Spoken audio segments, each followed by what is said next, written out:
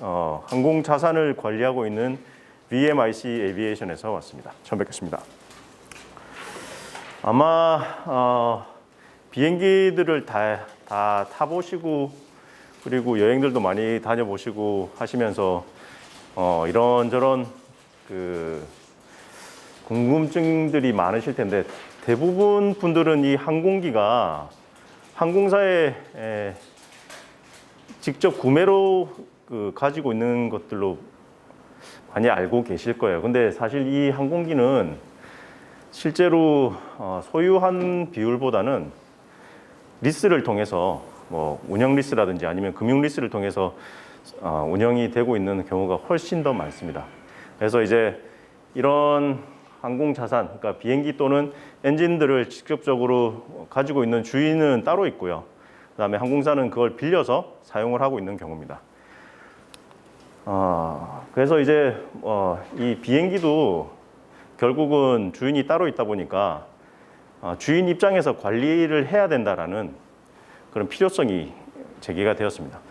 부동산 같은 경우를 이렇게 보시면 부동산 소유주가 직접 있고 그 다음에 관리하는 회사가 있는 거를 보셨을 거예요. 물론 뭐 주인이 직접 하시는 경우도 있겠지만 아무래도 전문적인 큰 자산가들 경우에는 관리 회사를 따로 직접 고용을 하셔서 부동산 자산을 관리를 하고 있습니다.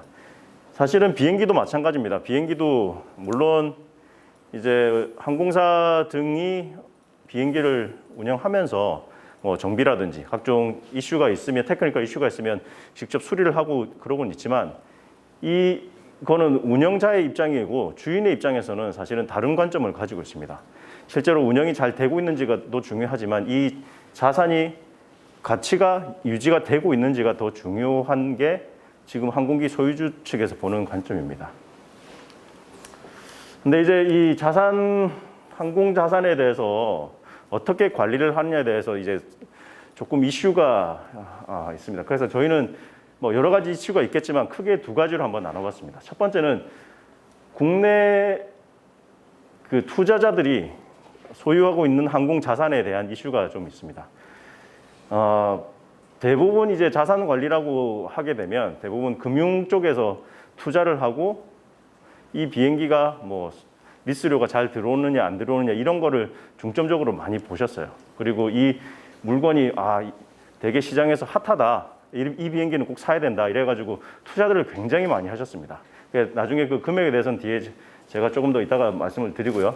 근데 이 비행기를 사서 주로 외국 관리사들한테 맡겼는데 이게 관리가 제대로 되고 있는지 그 내용을 확인을 할 수 있는 아마 자산 관리사는 거의 없는 걸로 제가 알고 있습니다. 그래서 비행기가 반납이 된다든지 이슈가 생겼을 때 어떻게 대응을 해야 되는지 그리고 계약이 만료가 되면 어떤 식으로 남아있는 이 자산들을 갖다가 운용을 해야 되는지에 대해서 알지를 못하십니다. 그래서 저희가 조금 지금도 계속 그런 이야기들을 이제 금융사들을 하고 있는데 이제 그런 게 첫 번째 이슈가 하나가 있었고요. 그리고 밑에는 이제 실제로 한국에 있는 비행기들 중에서 주인이 외국인인 회사가 많이 있습니다. 대부분 제가 지금 기억하기로는 한국에 들어와 있는 한 90% 이상의 리스 항공기가 외국이 다 소유를 하고 있습니다. 그래서 특히 이 코로나 기간에 이 항공기들이 관리가 잘 되고 있는지 없는지를 확인을 하고 싶었으나 코로나 때문에 한국에 제대로 들어올 수가 없었습니다. 그래서 이제 이 뭐 이벤트가 생겼다든지 아니면 뭐 확인을 하려고 했을 때 사람들이 들어오지를 못했어요. 이런 문제점들이 발생을 했는데 이거를 어떻게 이제 해결을 할까 생각을 하다 보니 숨어 있는 보수들이 조금 있습니다. 항공 쪽에 특히 정비라든지 아니면 금융 쪽이라든지 아니면 법적으로. 그래서 그런 분들은 대부분 다 따로 이렇게 개인 사업자로 움직이신 분들이 많고요.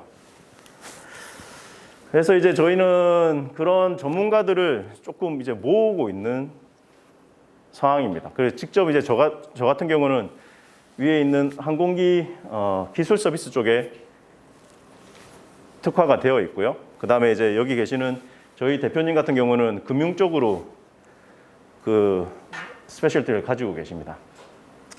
그리고 저희 팀 내에는 이제 뒤에 또 설명을 드리겠지만 전반적으로 항공사에 대해서 오퍼레이션이 어떻게 되었는지 투자자들한테 설명을 할 수 있는 그런 서비스들도 제공을 하고 있고요. 그리고 이 오른쪽에 보시는 거는 실제로 저희가 이제 점검을 했었던 그리고 프로젝트를 진행했었던 회사들을 한번 나열해 봤습니다. 위에 다올 투자증권 같은 경우는 실제로 항공기를 4대 가지고 있나요? 17대 가지고 있는데 그 중에서 저희가 한 4대 정도에 대해서 기술 자문이라든지 금융 자문에 대해서 이야기를 했고요. 그다음에 이 앞으로 어떻게 진행을 했으면 좋겠다라는 컨설팅 서비스도 있었습니다. 그리고 밑에 있는 항공사들은 외국 임대사들인데 그 외국 임대사들이 한국에 들어오지 못할 때 저희가 기술 지원을 했던 거고요. 그다음에 이제 대한항공이나 티웨이 같은 경우는 장래 매출 채권을 가지고 저희가 지원도 했었고요.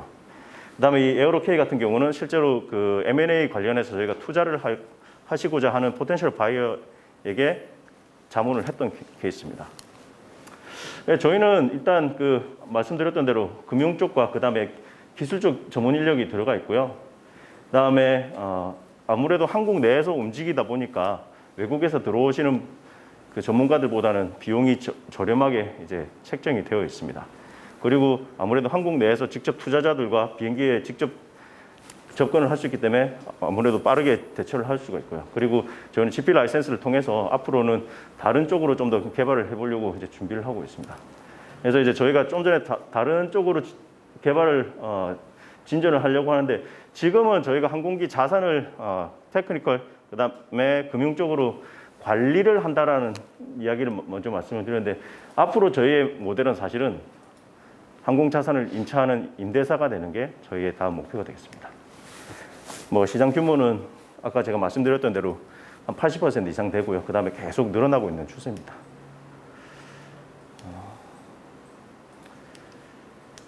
네, 이거는 이제 저희가 이 UAM 시장도 아마 비슷하게 가지 않을까라는 측면에서 앞으로 저희가 임대 사업 다음에 한번 도전을 해보려고 하는 부분이 되겠고요.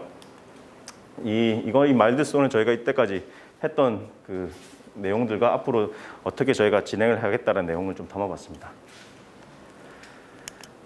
여기는 이제 저희 팀 내에 있는 구성원들을 저희가 간단하게 설명을 했고요.